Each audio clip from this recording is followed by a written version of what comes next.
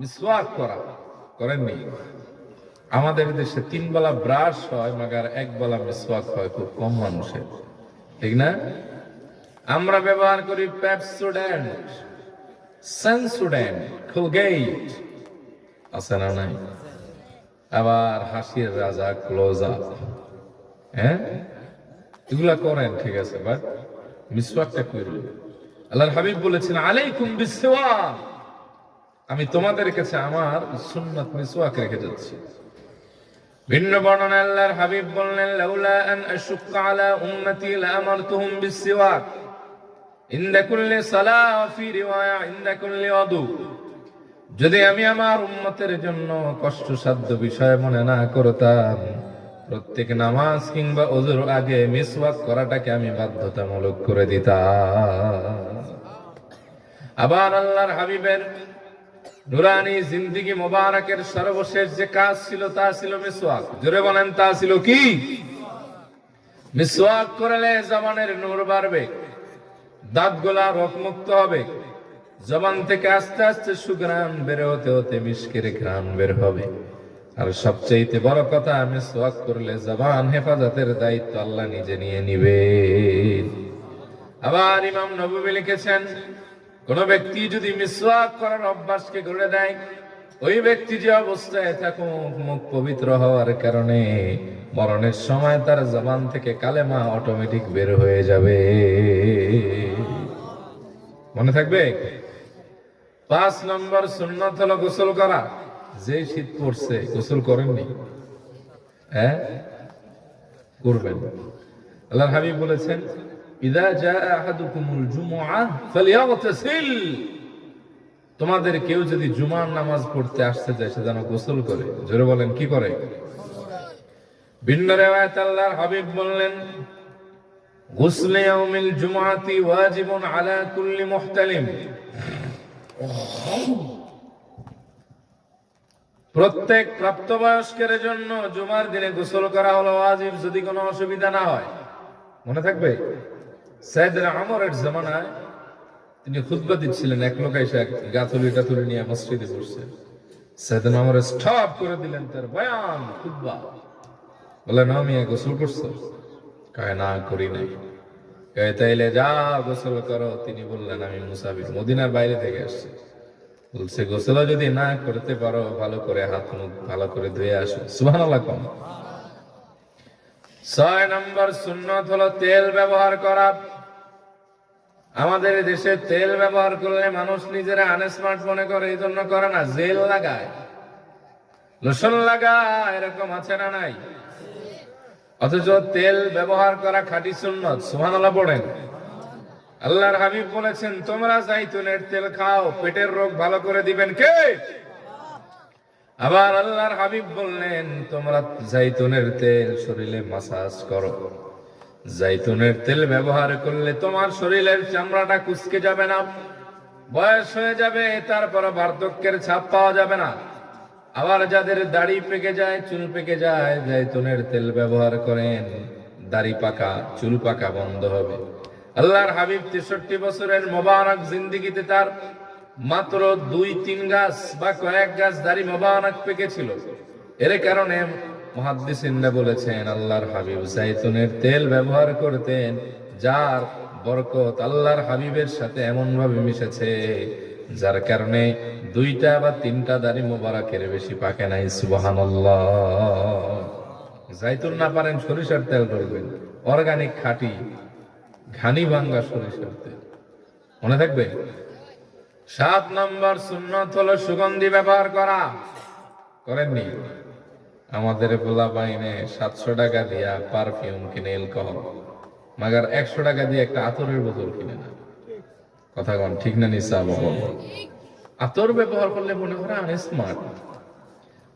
আমার চাচায় পাঠাইছে ইউএস থেকে আমার লাগিয়া এই পারফিউম, একবার হুকিয়া দেখো কি গন্ধ। অ্যালকোহল দেওয়া অর্ডার দিয়ে নামাজ পড়লে নামাজ হয়তো ঝামেলা হইতে পারে, কিন্তু আমরা এগুলো দেই না। খুব আতর ব্যবহার করবেন, সুন্নত। আর ওই পারফিউম যেটা ব্যবহার করেন অ্যালকোহল ফ্রিটা ব্যবহার করবেন, ঠিক আছে বাবা? আল্লাহর হাবিব বলেন, হুব্বিবা ইলাইয়ান নিসাউ ওয়াত-তিব ওয়াজুইলাত কুররাতু আইনি ফিস সালাত। আমার কাছে আমার স্ত্রী এবং সুগন্ধিকে প্রিয় করে তোলা হয়েছে, আর আমি রাসূলের চক্ষু মোবারকের শীতলতা রাখা হয়েছে নামাজে। সুবহানাল্লাহ। আল্লাহর হাবিব ভিন্ন রিওয়ায়াতের ভেতরে বললেন, আরবাউম মিন সুনানিল মুরসালিন, চারটা সুন্নাত সব নবীদের সুন্নাত ছিল। এক নম্বরে আল হায়াব, লজ্জা। দুই নম্বরে তাআত্তুর, সুগন্ধি ব্যবহার করা। তিন নম্বরে সিওয়াক, মিসওয়াক করা। আর চার নম্বরে নিকাহ, বিবাহ করা। সুবহানাল্লাহ পড়ে আওয়াজ করে বলেন, সব নবীদের সুন্নাত ছিল কয়টা? এক নম্বরে লজ্জা, মুখস্থ করেন। এক নম্বরে কি? দুই নম্বরে সুগন্ধি ব্যবহার করা। দুই নম্বর কি? তিন নম্বরে মিসওয়াক করা। কি করা? চার নম্বরে বিয়া করা। সবাই এখন আইসা দিছে, যাই বিয়া করছে হ্যাঁ আসে, আর যে বিয়া করে না হ্যাঁ আশায় আশায় আসে। শীতকাল যাইতেছে, বিয়াটা যদি ওই তোরে খাটটা কাইটে হালাইত। তো চার নম্বর সুন্নাত হলো নবীদের বিয়ে করা। সুবহানাল্লাহ কইবেন না? আল্লাহর হাবিব বলেন, নিকাহু মিন সুন্নতি ওয়া মান রাগিবা আন সুন্নতি ফালাইসা মিন্নি। বিয়ে করা হলো আমার প্রিয় সুন্নাত। অনিচ্ছায় বলে ভিন্ন কথা, কেউ যদি ইচ্ছা করে, ক্ষমতা থাকার পরও বিয়ে না করে, ফালাইসা মিন্নি, সে আমার দলভুক্ত হবে না। এখন কোন বিয়া করবেন নাকি করবেন না? ছোট বলা আপনার কয় করব। 7 নম্বর কইলাম না? 8 নম্বর সুন্নাত হলো সাধ্যের ভেতরে জমানো যে জামা কাপড় আছে তার ভেতরে সবচেয়ে ভালোটা পরা। এই একটু আগে আমি হাদিস দেখলাম, এই একটু আগে আল্লাহর হাবিব বলছেন, লোকেদের যাদের সামর্থ্য আছে তারা কি পারে না অন্যান্য জামার সাথে জুমার দিনে মসজিদে আসবে, এই জন্য আলাদা একটা জামা বানাইতে? সুবহানাল্লাহ কইতে মন চায় না? আমরা বেয়াই বাড়ি যাই সুন্দর জামা পইরা, মরা মানুষের এবারে দাওয়াত খাইতে যাই সাইজা গুইজা, আছে না নাই? মুসলমানের দাওয়াত খাইতে যাই পার্লার থেকে মেকআপ কইরা। মা বোনরা এরকম আছে না? পুরুষরাও খুব সুন্দর করে সাজে, এরকম আছে না নাই? তো আল্লাহর হাবিব সাল্লাল্লাহু আলাইহি সাল্লামের সুন্নাত হলো সুগন্ধি মাখার পরে সুন্দর জামা পরবে, সুন্নাত। আল্লাহ তাআলা বলেন, খুযু যিনাতাকুম ইনদা কুল্লি মাসাজিদ, তোমরা তোমাদের সৌন্দর্য প্রত্যেকটা মসজিদের ভেতরে প্রদর্শন করো। কিন্তু আমরা দেখি চাচায় বাড়ির মালিক, জমির মালিক, এমন এক পাঞ্জাবি গায়ে দিয়ে গেছে, তেলা পোকায় খাইছে কয়েক জায়গায়। টুপি একটা মাথায় দিছে, এত কালা, কালার উপর কালা, মনে বড় জ্বালা, মনে হয় স্বাধীনের পরে আর ধোয় নাই। আবার সেদিন একজনের দেখলাম টাকাওয়ালা মানুষ, এমন এক টুপি পরে আসছে, টুপির ভিতরে এমন ছিদ্র হয়েছে যে ছিদ্রের ভিতর দিয়ে চুল খারায় গেছে।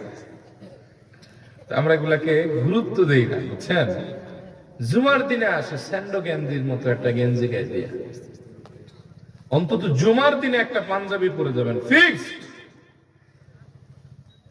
আপনার মসজিদে সব মানুষ যদি পাঞ্জাবি পরে মসজিদে আসে, দেখলে মনে হবে ফেরেশতাদের দল হাঁটতেছে। সুবহানাল্লাহ কইতে মন চায় না? 9 নম্বর সুন্নাত হলো আগে ভাগে মসজিদে যাওয়া। হাদিসে আছে, যে ব্যক্তি সর্বপ্রথম ঢুকলো সে উট কোরবানির সওয়াব পাইলো বা সাদকা, এরপরে গরু, ছাগল, ভেড়া, দুম্বা, কমতে কমতে কমতে কমতে মুরগির মতো, এরপরে আছে ডিমের মতো, ডিম সাদকার সওয়াব।